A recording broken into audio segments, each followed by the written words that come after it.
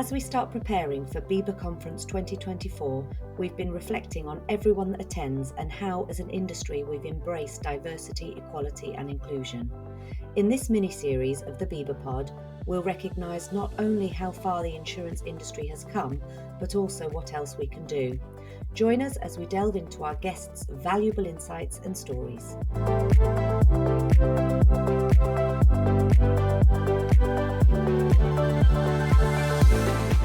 Good morning to you both. I am absolutely delighted to be starting the BIBA Pod mini-series on diversity and inclusion with two such phenomenal guests. So Donna and Sandra, welcome. It's great to be chatting to you this morning. Thank you. Thank you for having us. Yeah. Donna, would you like to start and just give us a little bit of background about who you are and what your story is? Because I follow you on LinkedIn. I think you're a phenomenal human. Tell us, who is Donna Scully?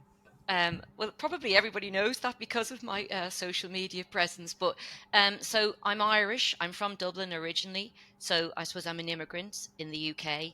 I left school at 16, but I went back to school in my early 20s and I qualified as a lawyer eventually, part-time. And my kind of introduction to the insurance world is through my personal injury practice, which is Carpenters Group, where we look after, brokers, insurance companies, fleets, and we do insurance services for them, including personal injury and insurance services and claims handling. But that's kind of my background. I've been there for 26 years. I run it with John Carpenter, who's my husband. So there's loads of questions come out of that straight away. And that's kind of where I've come and where I'm at. I'm really interested because both the legal profession and the insurance profession are very traditional professions in a lot of senses. So I'm really interested to see where this conversation goes. Sandra, tell me a little bit about you and your background, because it's very much insurance based, but across a whole world of different things. So I'm interested. Certainly is. So my name is Sandra. I'm Polish, but been living in the UK for over I want to say 20 years. So hence there is always a bit of like, where's your accent? That's where it is.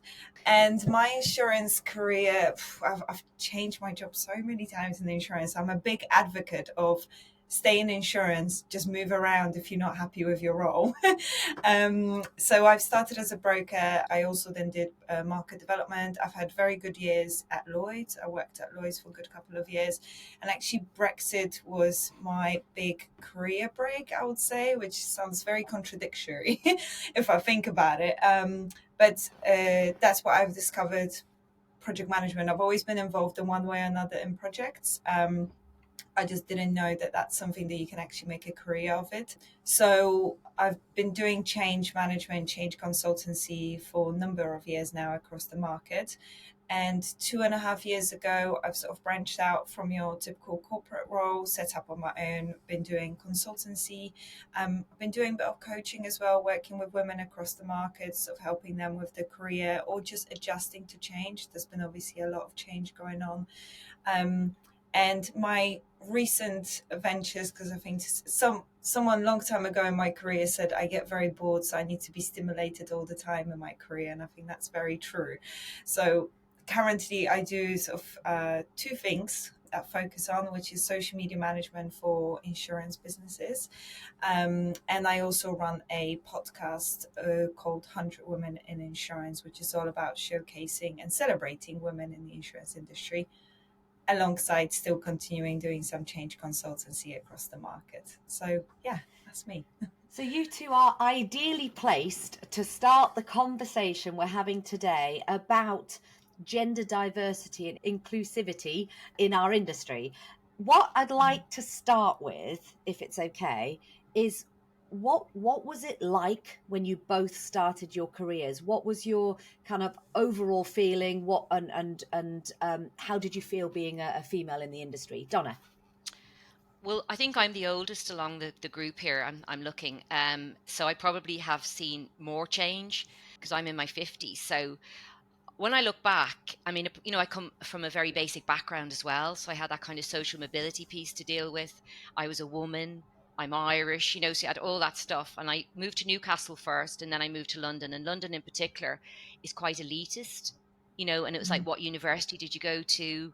So I had to deal with that. And obviously I was drowning in imposter syndrome. I look back and realize I didn't realize at the time, but it was quite sexist, and it was very hard to feel relevant and to get your voice heard. And it was before Me Too. So there was a lot of sexual harassment as well. If you wanted to look well, or you cared about your appearance, it kind of could give off the wrong vibes and people would take it the wrong way. So I was always struggling to be taken seriously, not to be objectified, which I didn't like, as you can imagine. As an ambitious woman, I didn't want that side of it. So it was really tough. So I think the things that have made things better for me are Me Too, certainly in terms of being taken more seriously and not being judged by your appearance only. And I think other things have moved, which is, women getting better roles, women being able to change the map. I hopefully me is part of that with what I've been able to do at Carpenters Group. And I just think, I had another stumbling block because London then started to get a bit better, and it was becoming, there was more women around the table and we were being taken more seriously. And then I moved north, and that was like going to the dark ages. I was back to two women around the table, and 20 men. And so that was a bit of a shock and a bit of a step back. But again, because I've been up here 26 years, I've seen a big change, and that's positive. So it's come really a huge difference for me because of my age and because of starting as a secretary and working my way up. I had all of that to deal with. So I'm really pleased. We're nowhere near we need to be, but I'm very pleased at the changes I've seen in my lifetime. Absolutely. Do you have a similar experience, Sandra? I would say so. I always go back to when I was doing a experience. I was doing a few weeks in insurance during university, and I remember I was doing it with a broker, but they've arranged for me to sit at the box with an underwriter. And now I wasn't very aware of the dynamics of women and men, and kind of, I was at university, it was all just fun, and there was loads of people from anywhere in the world, so I wasn't really aware of the dynamics that happen in the corporations. But for some reason I remember sitting there and thinking to myself, I can't see a single woman on this floor apart from maybe like one younger lady sitting somewhere there. And I thought, let me count how many women would actually come down these stairs. The box was actually close to the stairs. If you've been inside of Lloyd's building, these sort of iconic stairs. So I was sitting there, and I remember for 1 hour, I must have been about 5 or 6 women that have gone on that stairs. And I remember that kind of got me thinking, oh, I don't know if I want to do this. Now, insurance, it's a family business. And I remember and it's always been like, you're going to work in insurance. And I remember going back and going, I don't want that. I don't want to be, this like one woman out of 1,000 men walking around here. I don't really feel that's me. So I actually rebelled for 2 years after graduating, trying to find all sorts of different roles, and then gave in. And I was like, actually, it's not that bad. I got to know a bit more, and I realized such a great opportunity being in the market. And then I started in broking. And again, I wasn't aware of certain situations that I was in. They felt uncomfortable and they didn't feel right, but I didn't feel like I was able to speak up, because I felt like if I could speak up, I would jeopardize my career. So I went through that kind of thinking for quite some time. And it wasn't until I joined Lloyd's and I saw senior women, in my team, and I've interacted with a lot of women, and they were like, in certain situation would arise and they will speak up and they will say to me, Sandra, why didn't you say anything? I'm like, oh, I thought that was actually all right in comparison to what I've seen in the past. I would say, I didn't know I was allowed to speak up. And that really opened my eyes to what's okay and not okay, and how certain situations need to improve. I agree though with Donna that I think things have changed, and I always find it inspiring when I meet especially young women in the market that I would mentor, and they will speak to me about certain situations that may arise and how they said, well, that's not okay, and they actually spoke up, and they were comfortable to speaking up, and they were comfortable to standing up to certain situations and educating their colleagues, which I think is great, because that shows that empowerment is there, that education is there, the awareness is there. yes, there is way to go, but if you sit in the Lloyd's building now and count the women on the stairs, I can guarantee there'll be more than 5. And I always say, starting a podcast, 100 Women in Insurance, I thought it would take me a while to get to the 100, and I'll really struggle to find 100. And, there's this stigma that women don't brag and women don't, there aren't that many of us in insurance. Well, I mean, I'm really considering, and I've been joking with a few people, to changing the 100 to thousands, if not millions, because there are just incredible women contacting me every day, showcasing the great job that they do, talking about the successes, and there are just so many. So I think we're moving the needle. We have a way to go, but certainly it has improved.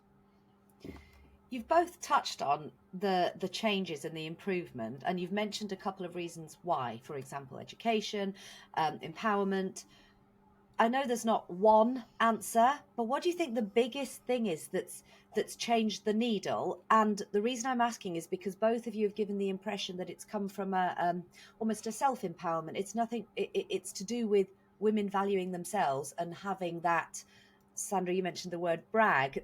That self-empowerment. Now, I'm at the table and I deserve to be here. What is it that's made that change? I think it's the more people who get there. I think, the more of us who make that transition to the table, and then, we look around. And I think for me, and I can only speak through Carpenters, I think one of the things John and I have realized that because we've set up a culture in the business of, genuine DEI from the beginning, and, it's meritocracy, there's flexibility for everybody. But what we've realized is that women have taken that opportunity. They've really grabbed that opportunity, and they like that culture, and it attracts women. And it's attracted really great women for us. And to the point now where it's just organic, and we're a business of probably 50-50 men and women top to bottom. And we all just get on with each other. We don't even notice what sex we are. We just work well together. And I think one of the things we didn't realize is that it would be a big part of our success. The kind of diversity that we have and that kind of social mobility piece has made us successful, not just getting business and winning business and doing a good customer service and all of that. That's really important, obviously, commercially. But I think, the culture of the business and how you run it and the feel of it is a huge part of your success. So I do think, as D&I starts to become more genuine, and it is becoming more genuine, I think, across certain businesses, then women will be empowered. It'll give them their voice. They'll know that they're able to speak their mind. And I mean, I agree with you, Sandra. I used to be afraid. I was saying to Sarah before we came on, years ago, you couldn't say I had to leave a meeting because your child was sick. It just couldn't be done, because the business would be very upset with you. It would be held against you, and that fear that it would affect your career. Not now. I mean, I love seeing and hearing when women say, I have to go now, my child is sick, or I need to go to the play or the sports day. I'm go, good. That's part of our life. That's part of what makes us who we are. So I think that all of that progress will help and will bring women and give them that empowerment and that voice. Donna, can I ask a question that's just popped into my head? So, Carpenters, you said, is 26 years old. Congratulations. And so you and John are work partners, husband and wife, have kids, and you mentioned previously that John's quite hands-on with kids, and so you both felt the pressure and you kind of shared that pressure. That 26 years ago or 22 years ago was unusual. And even nowadays, I'd say it's a lot less unusual, but it's still not perhaps the norm. How has Carpenters' culture shifted with societal acceptance? So you guys already had that, but has it shifted even more so as you two have kind of come into this, actually this is where we should be, and pushing it forward? I think I don't want to sound like I'm bragging, because that sounds horrible, but I think we were probably just a bit ahead of our time. And I think because maybe we worked together, because listen, it's 30 years old, because John started 3 years before 3 years before me, so I have to give him a bit of credit there, or he might. But I think we were a bit ahead of our time, and I think because maybe we worked together, he saw the pressure I was under, he realised he had to help, and I think I'd worked in London, I'd seen women struggling in London to have families and to work and everything. So I think I was trying to fix things that I saw that didn't work in other businesses I'd worked in, and some of that definitely was flexibility, understanding around families, and having, balancing family and work. And I think, yeah, working together, he probably saw the pressure I was under and knew that he had to help me. And I think the great thing about John is he thought I was equal to him. So he didn't think, oh, I'm more important to you because I'm a man. We were equal partners, and I was equally needed in the business, and I was important to the business as him. So it wasn't like, oh, you don't matter, you go and get them. It's not up to you. I think the thing that is helping, though, even with our culture, is the culture around men not being afraid to say, I want to look after my children, I want to have paternity leave, because that is something that's, what it isn't part of our problem, but it is a societal problem. And I think, even we need to work on that, and society does, because, why wouldn't men want to be involved with their children? Why wouldn't they want to help their wife? And as we get more and more people, both partners working, that's just, to me, that's the game changer. Yes. Sandra, I don't know if you want to add something here. I know this is quite. I'm just like nodding. I'm like, yes, please. If anyone can't see me nodding, I'm nodding like crazy because I'm very passionate about that topic. I'm like Donna, very lucky that my husband is as well. We see each other equal, and I often get asked, how do you work so much? And it's because we work together, and we've never seen the roles divided. But I'm very passionate about it. I think your earlier question, Sarah, around how has this changed. There's one thing that a lot of organizations that don't understand that equality piece fall into, which is fixing women. And we need to stop that. Women do not need fixing. That's not the solution to equality. We do not need fixing. We do need some form of empowerment to see what's possible, and to learn how to speak up and how to negotiate flexibility where you need to. That's where I think there's a piece of that empowerment and networks comes in. But there is the element, exactly what Donna is saying, around the groundbreaking things will come from actually men and women seeing equal, and men being okay to say, hey, I want to take paternity leave. I want to take off 6 months or whatever the paternity leave is and look after my child. I want to take a career break to look after my children, or I want to do part-time with my wife somehow. These kind of, I think we should showcase more of these stories to empower men to actually do that, because I think talking only about giving flexibility to women to work a certain way, it's also burdening additionally women. So one of the ladies I spoke to recently, and that's come up a few times, but she phrased it very well. She said, it feels like we still expected to do everything. So we expected to raise the children, we expected to have a great career, make money, be courageous and all that, like be everything. And unfortunately, men are not still expected to do it all. It's okay for the man to work, and that is that thing. But for a woman, that seems to still be a societal pressure. This is not an insurance problem, it's a societal pressure. So we are going down a bit of a rabbit hole. But there is that pressure. And I think when organizations thinking about how can we enable equality in our company, don't just focus on fixing women, focus on the organization as a whole. I love, Donna, what you talk about around 50-50 working together, focus on the skill set, focusing on creating an environment where everyone can strive no matter what that situation is. I think that is where we're going to now see the big movement and changes. One of the things that struck me over the last couple of years, particularly relevant to you guys, Donna, with the culture within Carpenters Group, and Sandra with your 100 Women in Insurance, is the mindset. And I've spoken to Sam White about this on a number of occasions as well. And it's a left brain, right brain thing. But there's been an awful lot of rhetoric in social media and YouTube and all sorts about, get up at 4 o'clock, drink a pint of water, do a 10-mile run, do your emails for 15 minutes, and then you'll make $1 million. And, that type of real, like, go, focus kind of attitude. And it is a much more masculine type of mantra. And I've found myself caught in that kind of mantra many, many times, and it does not work for me. I have 3 children. I'm running my own business. I cannot do that. My body would break. My mind would break. What I have found really inspiring, and I include you two in that, is seeing the different way of being successful that is not that. That might work for some people, but it doesn't work for all. And I'm just really, really loving watching really inspiring, empowering women coming up with different mindsets that's around flexibility, that it's around sort of almost boxing things, right? This is my time to do this, but this is my time for the children, and I will not compromise on that, and I won't compromise on this, and therefore it has to be this way. And I feel lighter watching that kind of thing. So I suppose thank you is what I'm trying to say in a really long-winded way. Just on that particular note, and bringing it back to insurance, how do we get more women into the insurance industry? Because we've come very far, but how do we get better at it? I think showcasing is the thing, right? Really showcasing. I say I've started this podcast, 100 Women in Insurance, thinking that I'm pretty woke when it comes to great women in the insurance industry. Well, I was very biased. I'm realizing that there is far more talent out there than I could have ever imagined.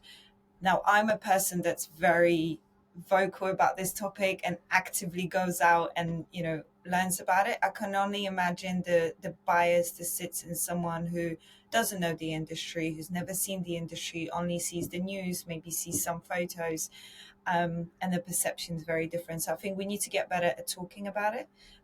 We need to get better at showcasing, but also introducing those policies and introducing those ways of working that attract talent, because there is a flexibility here. I think, Donna, you've touched on that. I think that it is an attractive market. We just need to get better at promoting that. And that goes all the way to job descriptions, which can be extremely, really not selling very well the industry when you read them. But it does go down to that. So I think there's an element of us showcasing more and talking about it more. And I kind of touched on, I think, genuine DEI in the business, a genuine culture of equal opportunity, not just ticking the boxes, does attract women. We can kind of tell you that because it's happened for us. I think seeing more senior women as some good role models who are open about the challenges and the struggles. I mean, I'm really open about, you having it all, how tough is that? We're all human, and I think it's that human story, but it is scary. I mean, I think the input into insurance is about 50% women, and we've got about 18% CEOs, in insurance at the moment. Now, there's only 1% in Australia, and about 3% in USA. So we're doing better than the other places. But even so, and I think, some of the mentoring that goes on is really important as well. I mean, I do the Girls Network, which is 16-year-old women. So you're girls. So you're trying to already empower them and have them thinking they can do it. And they don't have to be mean to do it. They can be good and kind, and they can still be successful and still have a life. And, things like, the Breakfast Club, I've done some mentoring there. And I think, Yes. It's kind of older women saying it's better, but this is how you get your voice heard. This is why it's important. And I think it's just all of that, really. And not just women mentoring women, even men as allies supporting us. I mean, I've had brilliant support from men over the years as well. I mean, John at the top of that list. So, I have some great women in my life as well. But I just think it's all of that. And I think supporting each other, being open, talking to each other, and, just all of that together, and the showcasing particularly. And I think, when you go to events now, insurance events, and you see a lot more women, that's very attractive as well. And that's a very positive move, and it's great. And I think there's a nicer atmosphere. I think it's more natural and normal, like, why wouldn't there be a mix? So, I just think we keep plugging away. And obviously the stuff Sandra's doing in her 100 Women, a lot of good stories are going to come out of that, and younger women are going to hear them, and it's going to inspire them, and it's going to drive them on. So I think that's brilliant. There's one more thing, as Donna, you were talking about women at the events. I think one thing that we need to get better at, and this is event organizers, is having female speakers, and not about D&I, but about Yeah. speciality. So you always see female speakers or diverse speakers at D&I events, but what we need is cyber insurance presentation that has a cyber underwriter, and we still lack that. And it's Yeah. just because you tend to go to the same names that have been presenting for years, which obviously they are absolutely amazing people and they have great knowledge. But I think we need to get a bit more proactive at making sure we invite diversity specialists in their field, not in DNI. I think Yeah. that would help as well. I think that's a fabulous suggestion. I just wanted to touch back quickly on something you've both mentioned in a roundabout way, and that's on mentorship. Donna, is there anyone in your life that you kind of have there as this was the person that mentored or changed or challenged my belief and helped me overcome imposter syndrome? Yeah, and it's going to sound really corny because it's John Carpenter, who is my husband and my partner at work. So, but yeah, John, for me, he saw the insecurity in me because I could hide it because I've got an outgoing personality. He saw stuff in me I didn't see in myself. He pushed me, and every time I'd achieve something, he'd move the goalpost, which really irritated me because I wanted to party to celebrate my achievement, and he would just make me do something else. So I think just that belief, there's been lots of people over the years, but I think the biggest one is John. And I think, when I came to Merseyside, I wanted to get a job in Liverpool in a big law firm. And he said, "Oh, why don't you set up your type of business in my business and we'll do it together?" And I just thought, what? I don't know what I'm doing. How would I do that? I've never done that before. I've never been self-employed. And the rest is history. So, I think somebody who kind of pushes you and sees you. And also on a positive side, when I had the boys on a Friday afternoon, I used to say to John, right, I'm taking my brain out and putting it in the drawer. And I'm a total mammy for the next 2 days. And he accepted that. And he's kind of someone who never switches off 7 days a week. So that must have been tough, but he did accept it. So I think he pushed me at the right time, but he did support me. And he kind of, knew when I said, this is my mammy time, that was it. And it wasn't going to change. So I just think he's been great, and he's really kind of helped me a lot. I think that's fabulous. I think everybody needs a John. Yeah. Who is your John, Sandra? I know we've spoken before about some of your pivotal moments in your career. Can you kind of nominate or name anyone that was quite pivotal in your own? Yeah, I would say in an insurance wise, say Hayley Spink. She's been firstly the lady that I saw that I just thought, wow, this is what you can do with your career. This is the kind of person you can be. This is how you can navigate the various rooms and difficult conversations. She's always been a sort of big inspiration. And then she, whenever I say to her that she helped me with my career, and sort of guided me along the way and pushed me through some doors, she always said, well, it wasn't me, it was you, because you did the job. And that is, I think, the great part about her. And as I would say she's been the biggest person probably in my career. But the other people, there's been so many women along the way, and men. I've had, to your point, Donna, amazing male managers, or colleagues as well, but especially managers who wanted to make sure that their teams are built the right way, the people are given the right opportunities, that are driven the right way. I think these have been as well pivotal to my career. And equally, I do need to give a shout out to my husband, who does, like you, Donna, sometimes he'll be like, just go and do it, and I'll hide away, and he'll just keep on pushing me out there. So having someone in your life that supports you on a personal level as well, I think that always helps. So from a mentorship perspective, obviously it's been quite important. I think it's important in life, not just in business. I think having that one person to go to and go, help, or like you say, Donna, knows you better than you know yourself, so can pick up those little insecurities and go, I hear you, I've got you, you can do it. How can we, as a community, give what more proactive things could we be doing now to support those younger generation? And I love the 16-year-old network and breakfast club ideas. What else could we be doing? I think in your own business, I think you can do a lot through where you work, whether you're it's your business or it's not. There's lots of young people in our business. We've got like a lot of apprentices, and we've got academies within the business. And I think it's that showing them that there's opportunity, and that opportunity is for anybody, whether you're a man or a woman. I think it's particularly important to say, if you want it. The one thing I don't want to do is to say that everybody wants to be like me and leave school early and then decide they want to go back and become a solicitor. Not everybody wants to do that. But I think it's saying, if you want it, making it as easy as we can. I mean, one of the things, it wasn't easy for me to find a route to do it. It took too long. I was working and studying, and I wouldn't want really anyone else to go through that. I'm trying to say, how can we make it easier than that? I'm delighted I got there and I have it, and I feel very privileged, but I still think it was a bit tough. So my whole kind of thing is to make it less tough for people like me coming along. And I think I love the people who set up these mentoring groups as well, and who do the podcasts and things, because I think they're the people who get off their bottom and say, I want. A lot of us will kind of volunteer to mentor or do that, but the whole structure's already set up.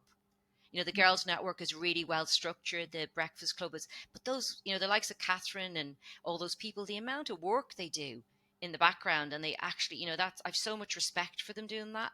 I do it in the business, but I think that's a bit easier than going out there. And it's very public. If you get it wrong or someone doesn't like what you do, you're really setting yourself up. But I love it, and I've got so much respect, and I think those women and the men involved, really deserve a pat on the back, and they are changing things. And I think the more of us who volunteer to support them and give our time and our energy and honesty, because I think one of the things you really have to do in mentoring is be honest. I mean, I just mentored a girl for a year who's 16 in Liverpool, and yeah, I kept saying to her as we went through all the different like topics, do as I say, not as I did, because I did so many things wrong and the hard way, and I'm saying to her, I'm here to make it a bit easier for you. So I think all of that kind of really helps. But hats off to the Sandras and the Catherines and all those people who take the time as well as their job and do all this other stuff as well, because they're amazing. Yeah, I agree. I think you've raised a really good point, because I think there's great work being done. So another name that probably should be added to this is Sam Ridgewell around the empowerment development, the work that she's doing on TikTok, which is just, I think she said she actually got quite a few people in insurance already just from the TikTok account having a job. So I think that's incredible. But the piece that you've talked about, Donna, around in-house work, I'm a big advocate of retention. And I think a lot of organizations miss out on the talent they already have and focus a lot on external talent. And actually identifying people within the organization that can be retrained. They maybe want to do something different. Their personal situation has changed, and maybe they don't want to be on that managerial path anymore. They want to do a different job. I think retaining talent and thinking of ways to retain your talent, one, it's build your brand, empowers your employees, helps to retain great talent within the industry, but also is actually cost efficient, quite honestly, as well for a business. So it's a win-win on both sides. But I think that retention piece, I don't think we do enough of that. There are some companies that do a really good job at it, but I think a lot of companies focus externally and not necessarily always internally. Yeah, Absolutely. I agree with that. I mean, one of the huge success stories I love in the business are we've people who've come in as office junior and are now like second in command in finance and become solicitors and legal execs. And I think, that's where success is. And that's, your people. And I agree with you. We have people maybe in the legal bit who want to go into insurance or insurance into legal. And I think it's the nice bit of having quite a diverse business, that there's different opportunities. And you can have apprenticeships in HR, in insurance, in legal. We've apprenticeships across the business. It's not, like you can be an apprentice in any area, and then you can develop and get better. So I agree with you. It's like, one of the things we really noticed, and I noticed this really early on, was when we offered in-house free training and opportunity, so many women stepped up to take it, because it was during the day, their working day, when they didn't have to be outside because they had families and commitments, and it was paid for, which was good. But then the loyalty you get back, I mean, some of those people, some of those women are still with us 20 years later, and they've gone and had their families and they've come back, they've done, job shares part-time. And now they're like, you know what, my family's grown. I want to be successful. This is my moment now. And I love that. I think it's a great story. It's a great picture, isn't it? And it just shows you that commitment and training and loyalty really pays off around, kind of balance with flexibility as well. I was just going to add that one thing as you were speaking, Donna, came to my mind is ask people what they want to do. I think I've seen too many times, especially around young talent who joins the industry, and then the manager assumes the path they should be on.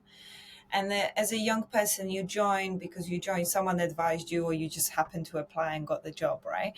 And then you realize what your skill set actually is. And then you've been pushed on this path of a career that probably doesn't suit your skills. So speak to your employees, ask them what they want.